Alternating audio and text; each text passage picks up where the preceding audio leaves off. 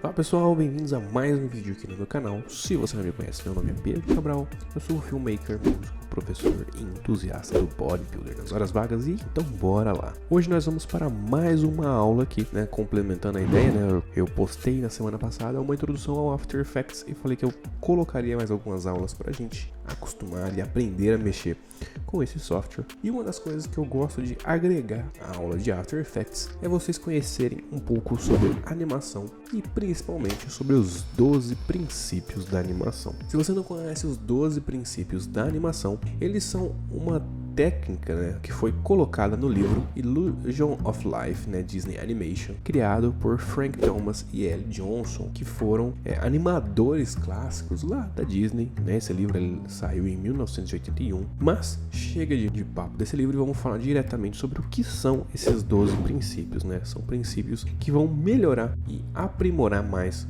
a sua animação, deixar ela mais fluida e natural. Então, começando aqui do primeiro princípio, né? O primeiro princípio é o que nós chamamos de Squash and Stretch, né?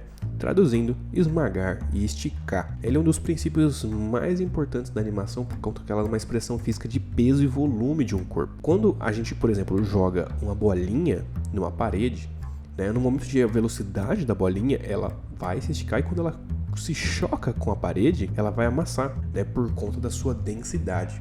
Agora, se eu jogar uma bola de metal na parede, pode ser que a sua densidade, além de quebrar a parede, não faça com que ela achate. Então é muito importante que para você definir uma solidificação de um objeto, você saiba distribuir o seu comprimento, né? O seu esmagar e o seu esticar. É muito importante para que você consiga passar a sensação ideal e mais natural do seu objeto. Se ele é mais duro, se ele é mais leve, se ele é mais denso, se ele é mais maleável, né? Tudo isso a gente faz apenas com esse primeiro princípio. O segundo princípio é o princípio da anticipation, né? Antecipação. Ela prepara a nossa audiência para o que vai acontecer. Ou seja, ela trata basicamente a ideia de que sempre que a gente vai fazer uma ação, a gente se prepara, né? A gente tem um ato de preparação. Por exemplo, se eu vou pular, eu dobro os meus joelhos primeiro para poder pular. Se eu vou arremessar alguma coisa, eu pego um leve impulso e então arremesso aquele objeto. Então todo ato de preparação, né, antecipação, como a própria etimologia da palavra já diz, ela vai antecipar uma ação, serve para preparar e deixar aquilo mais fluido para a nossa audiência do que está para se acontecer. Nosso terceiro princípio é o princípio do staging. Numa tradução assim mais exata seria atuação. Ela é uma apresentação clara do que a gente está fazendo ali. A gente vai dar um pouco de vida, um pouco de foco no que a gente está fazendo. O staging ele é importante para que quem está assistindo entenda o que está acontecendo, desde a ordem sequencial dos fatos, como que vai funcionar o nosso eye tracing, né, o nosso rastrear dos olhos, né, nós, no caso a plateia, assistindo, né, aquela animação e poder entender com clareza, né? Então o staging nada mais é do que uma atuação correta dentro das nossas animações. O quarto princípio é o straight ahead and pose to pose. Temos dois princípios aqui, que é o direto à frente e pose a pose, traduzindo assim de uma melhor forma. Essas são duas técnicas de desenho para animação tradicional, mas que a gente também consegue trazer, por exemplo, para o After Effects e outros softwares digitais, né? O straight ahead, né, que seria o direto ao ponto, vamos assim dizer, é quando nós desenhamos todas as poses até o seu ato final, ou seja, nós vamos frame a frame colocar o nosso desenho de como a gente quer ele, para que ele tenha a sua movimentação exata de cada um dos seus frames, cada um dos seus atos. Enquanto o pose a pose, né, o pose to pose, nós vamos pegar poses chaves. E essas poses chaves vão ser colocadas em pontos específicos e esse transitar entre os seus intervalos vai ser preenchido pela sensação de movimento óptico. No caso dos softwares digitais, o próprio software digital meio que vai preencher aquilo ali. No caso da forma tradicional, né, esse salto entre uma pose e outra vai passar para nós essa sensação de que ali teve um complemento. Obviamente, o straight ahead ele vai ter uma precisão mais exata dos seus movimentos, trazendo uma sensação mais realista. Porém, né? Tudo depende de como você quer fazer o seu trabalho e quanto de tempo você tem para fazer o seu trabalho. O quinto princípio também entra em duas técnicas, que é o follow-through e o overlapping, né?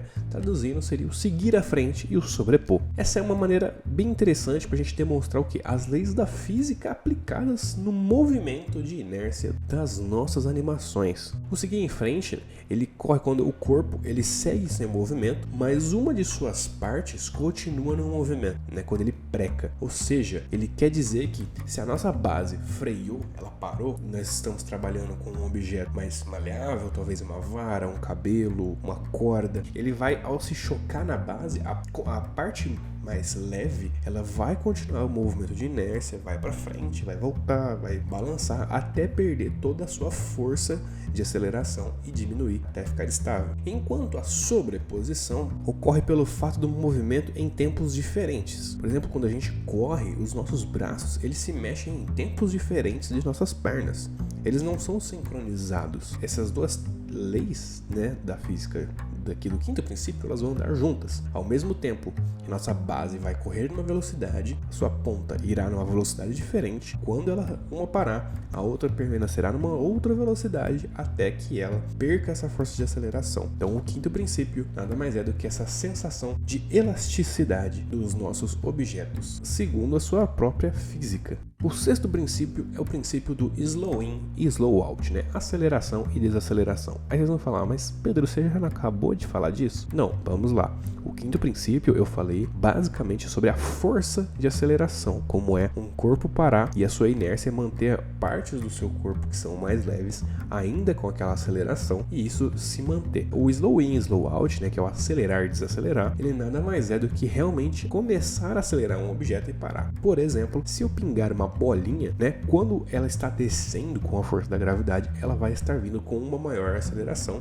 Ela vai bater, vai subir com essa mesma aceleração e vai permanecer um tempo no ar, por poucos milésimos de segundos, e então vai cair. Ou seja, ela tem uma aceleração, ela vai desacelerar um pouco e então ela vai voltar a acelerar. A mesma coisa quando a gente dá partida num carro. No momento que ele começa a acelerar bem devagar, ele se mantém numa velocidade e acelera. Quando ele começa a parar, ele vai desacelerando até parar de vez. O sétimo princípio é o princípio do arc, né? Do arco. Né? Segundo os próprios estudiosos até da mecânica, os movimentos naturais, né, feitos pela natureza, ser humano e tudo mais, são movimentos feitos em movimentos de arco. Não são movimentos retos. Até porque movimentos retilíneos são muito mais associados a robôs e coisas que são inanimadas. Quando a gente está tratando de movimentos naturais, seja de membros, seja de qualquer outra coisa, eles são feitos em movimentos de parábolas, né, movimentos de ar, para seguir uma trajetória. Assim, a gente gera mais realismo dentro da animação que a gente está querendo fazer.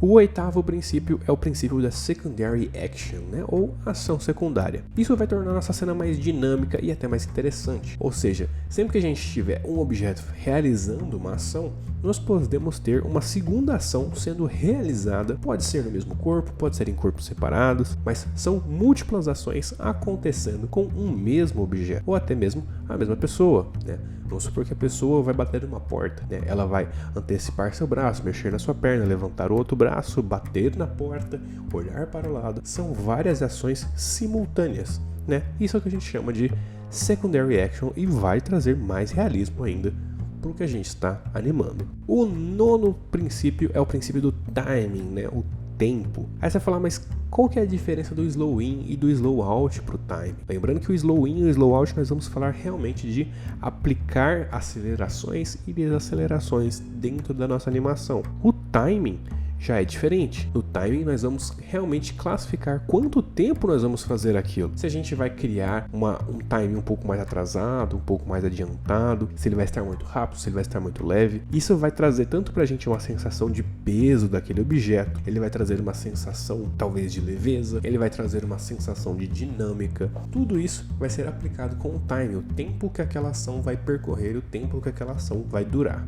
O nosso décimo princípio é o exaggeration, né, ou exagero, né? Quando a gente se trata de animação, principalmente quando a gente fala de animações clássicas, a gente sempre lembra desses pontos, né? Os exageros nas ações, nas expressões, nos sentimentos. Como é algo irreal, é interessante que a gente aumente, dê ênfase naquilo que a gente quer. Então, talvez dar ênfase nas ações de uma palavra, dar ênfase numa determinada expressão, num determinado sentimento. Isso é algo muito explorado e muito bem utilizado dentro do universo das animações. E pode melhorar e dar maior qualidade, né, para aquilo que você esteja querendo animar. O 11º princípio é o Solid Draw, né, o que é o desenho sólido, né? Tanto o 11º quanto o 12º a gente vai tratar muito da relevância dos desenhos, tá? Ele não vai ser algo especificamente voltado para a animação, e sim para a sua arte, né? Então o Solid Draw, né, o desenho sólido, ele fala muito sobre a gente aplicar profundidade em nossos personagens, nossos objetos, para que a gente tenha uma noção tridimensional dele, né? Então ele tem que ter um aspecto de sombra, de luz, para que não fique aquela coisa 100% 2D estática.